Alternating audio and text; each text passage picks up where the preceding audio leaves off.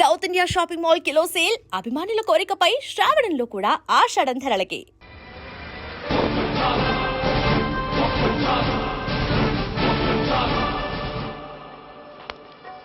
Hello, excuse me. Smoke చేస్తూ driving చేయడం అపాయకరం. Sorry sir. స్మోక్ చేస్తూ వాకింగ్ చేయడం సురక్షితం.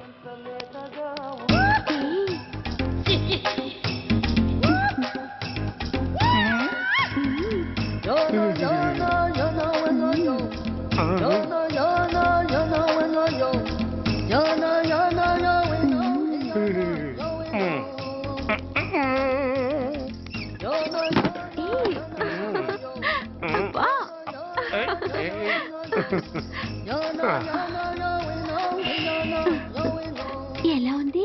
అబ్బో సూపర్. తాపేశ్వరం కాజా అదిరింది. మరి నాకు ఇచ్చేస్తే నేను వెళ్ళిపోతా. ఏంటి ఇచ్చేది? నా పంతనానికి పేమెంట్. ఏంటి అర్థం కాలేదా? ఆడాళ్ళలో నువ్వు ఎలాగో, మగాళ్ళలో నేను అలా అనమాట.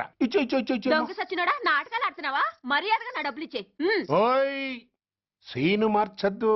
ఇప్పుడు నువ్వు నన్ను రమ్మన్నావా, నేను నిన్ను రమ్మన్నానా? నేనే రమ్మన్నాను. లోపలికి వచ్చి నేనేమన్నాను? ఎంత అన్నావు? నువ్వేమన్నావు? 100 అన్నాను. కదా, అంటే నా పర్సనాలిటీకి నువ్వు కట్టిన రేటు 100 అన్నమాట. అదే నేను అడిగాను. ఇచ్చేమ్మా. ఏంట్రా ఓవర్ చేస్తున్నావు? మర్యాదగా నా 100 నాకు ఇవ్వు, లేకపోతే నా లంగా బొందికి నేను ఊరేసి చంపేస్తాను. Help help. కష్టాన్ని పడితే చంపేస్తానంటుంది. ఈ అన్యాయాన్ని ఎదుర్కొన్న నాదుడే లేడా? అరవకు. ఏదో మొగుడికి తెలియకుండా వారానికి ఒకసారి ఇక్కడికి వచ్చి గుట్టుగా బిజినెస్ చేసుకుంటున్నాను. నీకు దండం పెడతాను, నన్ను అలర్పాలు చేయమాక. నువ్వేమి ఇవ్వక్కర్లేదు, వెళ్ళిపో. మంది హైటెక్ బ్రెయిన్. నీ పేరు గంట గంగారత్నం, మీ ఆయన పేరు గంట గురునాథం. ఆడు ఎలక్ట్రిసిటీ బోర్డులో పనిచేస్తున్నాడు. డోర్ నెంబర్ 14/14, లింకు రోడ్డు, ఫిట్టింగులు పేట, విజయవాడ 2. ఇది నీ అడ్రస్. నేను మంచోని గనక కమిట్ అయిన 100తో అడ్జస్ట్ అయిపోతున్నాను. ఆలస్యమైందనుకో అది డబుల్ అయిపోద్ది. ఇచ్చే నోటు చేతిలో పెట్టు. థ్యాంక్స్. దున్నపోతులా ఉన్నావు, ఆడదాని ఉసురు పోసుకుంటున్నావు. ఎయిడ్స్ వచ్చి చస్తావు. Sorry, no chance. హెల్మెట్ లేకుండా నేను యుద్ధానికి వెళ్ళను. ఎత్ర నారీ వర్ధంతి తత్ర జీవనం సుఖాస్మనం. అంటే నాకేం తెలుసు? ఎప్పుడో విన్నాను, ఇప్పుడు అనాలనిపించింది అన్నాను. వస్తాను.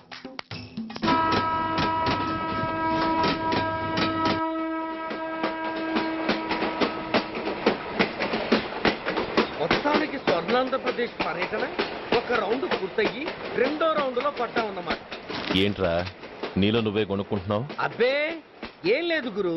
నువ్వు సర్వీస్ లో చేరిన తర్వాత నీ అండర్లో నేను హైదరాబాద్ నుండి బందర్లో పడి తిరిగిన జిల్లా తిరగకుండా తిరిగి తిరిగి తిరిగి తిరిగి హైదరాబాద్ చేరుకుంటున్నాం కదా, దాని గురించి. నవ్వుతావు ఎందుకు నవ్వు? చిన్నప్పుడు ఎవడో ఒక సన్నాసి నా చేయి చూసి లోక సంచారం అవుతావు అన్నాడు. దాంతో నేను ఏ విమానం పైలట్లో, షిప్ కెప్టెన్ లో అవుతాననుకున్నాను. కానీ ఇలా నీతో పాటు తిరుగుతూ రాష్ట్రమంతా సర్వే చేస్తాననుకోలేదు. ఏడ్చావులే. నిజంగానే ఏడ్చినట్టుంది. డ్రెస్ కిందకు 30 ఏళ్ళు వచ్చినా ఇంకా పెళ్లి కాలేదంటే తెలిసిన వాళ్ళందరూ నన్ను ఆట్ అయిపోయి అనుకుంటారు తెలుసా? అయితే ఓ మంచి అమ్మాయిని చూసి చేసుకోవచ్చుగా. చేసుకోవచ్చు, ఎందుకు చేసుకోకూడదు? కానీ అవకాశం ఏది? ఫస్ట్ బందర్ బస్ స్టాప్ లో అమ్మాయిని చూసి ముచ్చటపడి పేరు అడుగుదామనుకున్నా. అడిగే లోపల ఆదిలాబాద్ ట్రాన్స్ఫర్ చేశారు. అక్కడ ఇంకో సుందరి కనిపించింది. పేరు అడిగా. ఆ అమ్మాయి పెద విప్పే లోపల ప్రకాశం జిల్లా పంపించారు. ఒంగోలులో ఇంకో అమ్మాయి కనిపించింది. పేరు చెప్పింది. ట్రాఫిక్ లో వినబడలా అనే లోపు విజయవాడ తన్నారు. ఇలా నిలకడ లేకుండా నీతో పాటు తిరుగుతూ ఉంటే లవ్ ఎక్కడా, మ్యారేజ్ ఎక్కడా? నా బొంద. అంత ఇబ్బందిగా ఉంటే నాతో పాటు ఎడవడం ఎందుకు? మంచి ఉద్యోగం ఇప్పిస్తాను, హాయిగా పెళ్లి చేసుకుని సెటిల్ అవ్వు అంటావు అంతేగా. జీవితాంతం ఒంటరిగా అయినా గడిపేస్తాను గానీ మీ ఫ్రెండ్షిప్ మాత్రం దూరం చేసుకుని ఏసీపీ గారు. ఇది కొంచెం ఓవర్ అయినట్టుంది. ఓవర్ అయిందా? అయితే ఆపేస్తాను. ఈ టికెట్ ఎవరిది బాబు? బాబు కాదు, పాప. ఈ టికెట్ తెలదు. ఏ నా టికెట్ ఏం తక్కువ? రేటు తక్కువ. ఇది సూపర్ ఫాస్ట్ ట్రైన్. నువ్వు ఎక్కాల్సింది మామూలు ట్రైన్.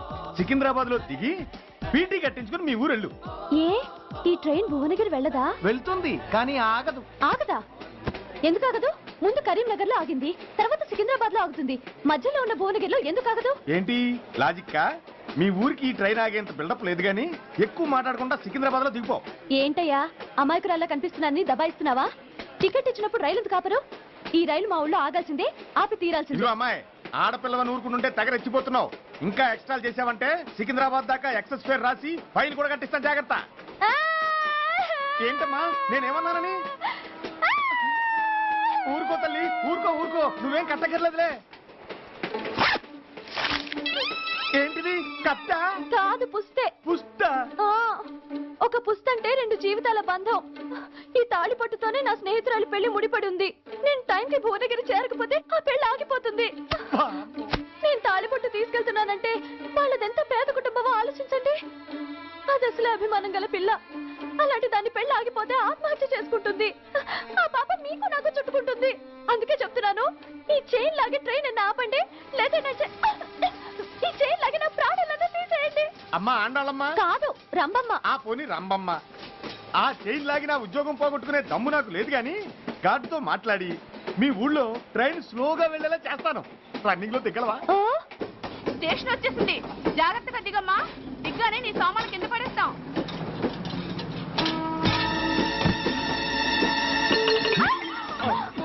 ఏయ్, అసలు నీకు బుద్ధుందా? రన్నింగ్ లో ట్రైన్ ఎక్కుతున్నావు, పొరపాటున స్లిప్ అయితే?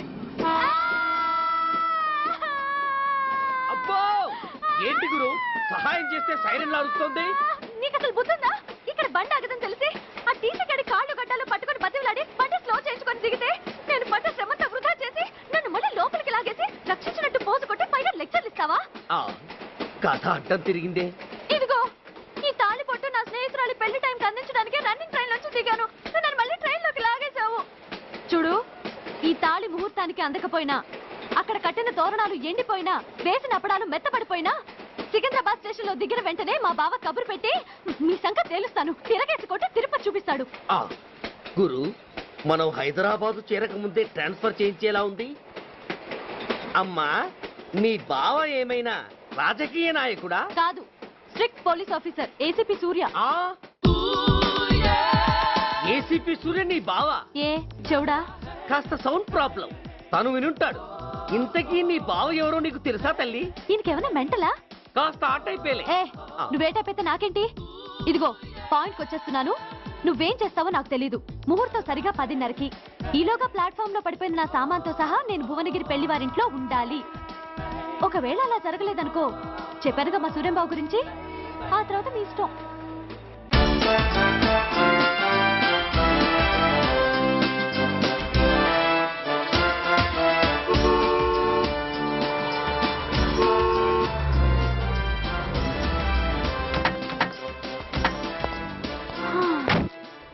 జురాసిక్ పార్క్ లో చిన్న డైనోసార్ లాగా ఏంటా లుక్కు? ఆ, వెళ్ళి డిక్కీలో సామాన్లు తీసుకురా. ఆ,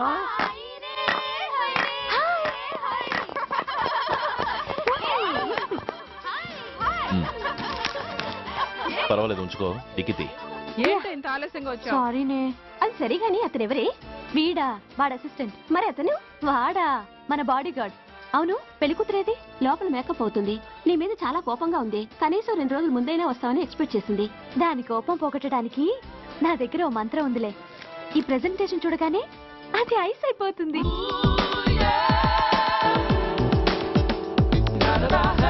రండి, దాని దగ్గరికి వెళ్దాం. Hi uncle. నమస్తే సార్, వెల్కమ్ సార్. మీకు వైజాగ్ కార్డు పంపించాను సార్. పర్సనల్ గా చెబుదామని ఫోన్ కూడా చేశాను. మీకు హైదరాబాద్ ట్రాన్స్ఫర్ అయిందని చెప్పారు. అక్కడ హెడ్ క్వార్టర్స్ కూడా కార్డు పంపించాను. మీకు అందుతుందో లేదో, వస్తారో రారోనని తెగ టెన్షన్ ఫీల్ అయ్యాను సార్. నాకు ఇన్ఫర్మేషన్ అందింది, అందుకే వచ్చాను. చాలా సంతోషం సార్. మీరు రండి సార్. గోమతి, దీపికా కపులావ్, కోరాయా దేక్. ఏంటి అతన్ని బాడీ గార్డ్ అన్నావు? అంకుల్ ఏమో అంత రెస్పెక్ట్ ఇచ్చి హడావుడు చేస్తున్నారు. ఉండవే, అసలే మతిపోయి నేను ఎడుస్తుంటేను. హలో, ఏంటి జురాసిక్ పార్క్ లో పెద్ద డైనోసార్ లా మొహం పెట్టావు? షాక్ అయ్యావా? అప్పుడే ఏమైంది? ఇంకా ముందుంది. ఇదిగో నీ బ్యాగ్, ఇదిగో నీ పెట్టి. ఏయ్! నీకెప్పుడూ చెప్తుండేవాడిని, మా పోలీసులో హీరో, మా డిపార్ట్మెంట్ కి గర్వకారణమని. అంటే ఏసీపీ సూర్య. అవునమ్మా. Nice meeting you sir. I am so thrilled sir. నా భార్య సార్. నమస్తే జీ. నమస్తే అమ్మా. మా అల్లుడు sir. Glad to meet you sir. వాళ్ళ father sir, ACP Suryan sir. Hello sir. ఏవే రమ్మా ఇలా రావే. ఏ నిన్నే పిలుస్తుందే. నోరు ముయండి. హలో కాలింగ్ గో గో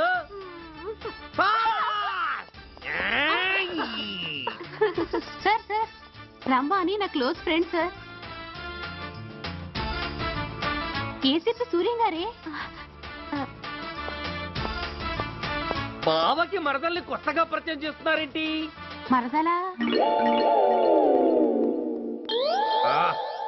ఓహో, ఇది పెళ్లి మండపం కాదు, పెళ్లి కూతుళ్ళ ఫ్యాక్టరీ. ఇండియాలో ఉండే పెళ్లి కూతుళ్ళందరూ ఇక్కడే ఉన్నారు. ఇక్కడే ఇప్పుడే ఏదో ఒక అమ్మాయిని సెటప్ చేసుకుంటారు.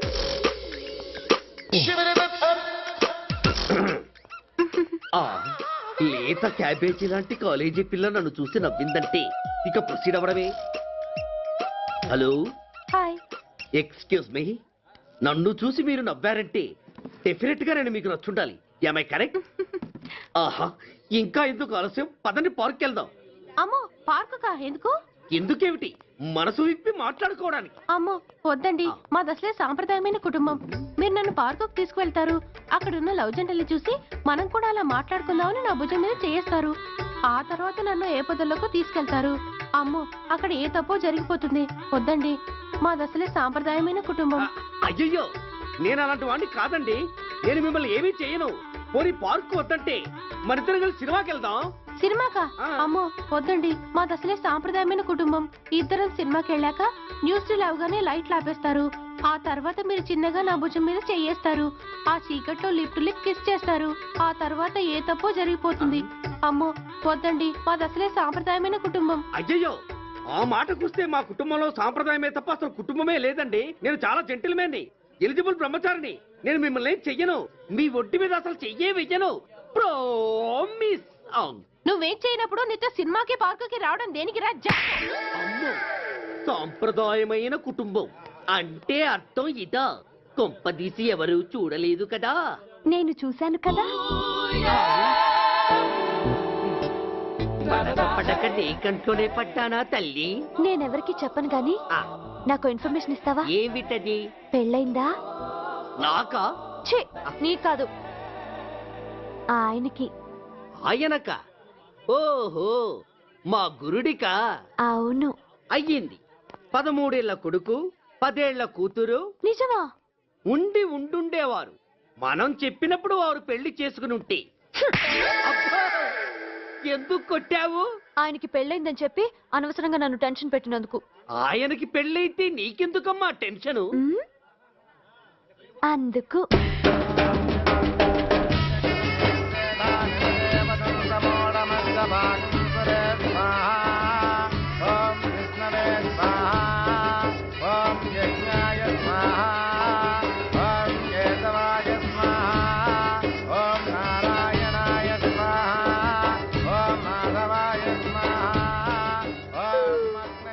ఎందుకే అలా ఉన్నావు? కష్టాలు వచ్చేసాయి. ఎవరికే? ఇంకెవరికి? మా నాన్నకి. ఈ నైట్కి రెస్ట్ తీసుకొని ఉదయాన్నే వెళ్తే బాగుండేది. లేదండి, రేపు మార్నింగ్ డ్యూటీలో జాయిన్ అవ్వాలి. సార్, నేను మీకు చెప్పేంతటి వాణ్ణి కాదు, కానీ మీరు వెళ్ళేది హైదరాబాద్. అక్కడ ధనరాజు గాడు పరమ కిరాతకుడు. మీరు వాడి విషయంలో కాస్త ఎలర్ట్గా ఉండటం మంచిది sir. I will take care of myself. Anyway, thank you. Bye. మంచిది సార్. See you. నమస్తే సార్. Tata stereo. రై షట్ అప్. వై? ఎక్కువ ఎస్ ఎస్. వెళ్ళొస్తాను సార్. ఉంటారు. Go go. అంకుల్, అసలు ఆ ధనరాజ్ అంటే ఎవరు? వాడు అంత డేంజరస్ ఫెలో.